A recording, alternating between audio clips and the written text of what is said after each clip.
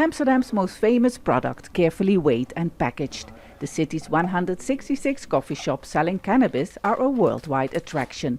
Research has shown that 60% of tourists come specifically to visit one of them, and that includes international artists and celebrities.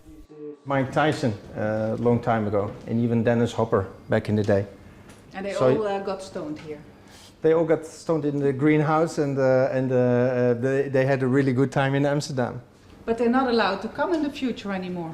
No, so that's going to be very difficult if Snoop Dogg or Richard Branson are coming here, and then you have to refuse them entry. To limit illegal trade in drugs, the Netherlands opened its first coffee shop in the early 1970s, where a small amount of cannabis could be bought and consumed. This unique service quickly attracted customers. We are very proud of the system that we've had for 40 years, and the whole system basically is based on the fact that everybody is welcome, and everybody can come to the coffee shop and buy their cannabis in a safe way. The old city centre of Amsterdam is usually packed with thousands of tourists, and the smell of cannabis is never far away.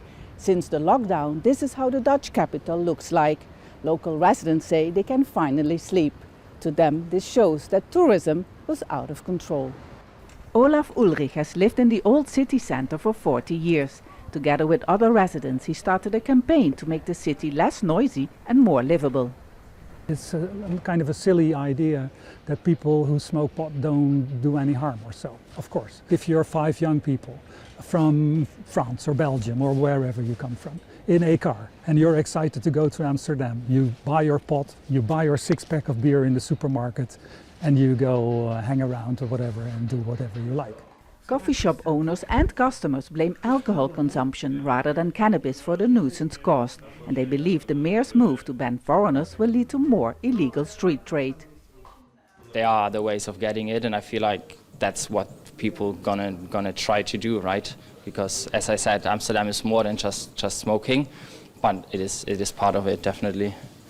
Important part. Important part as well, yeah, absolutely, if I can say that.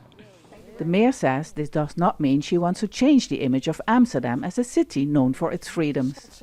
We don't want to be that city where masses of young Irish and London youth come to get drunk and stoned during their holiday. That is not the kind of freedom we want international fame for.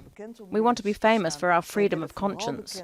The mayor hopes that by imposing more restrictions there will be less coffee shops, so it will be easier to legalize them.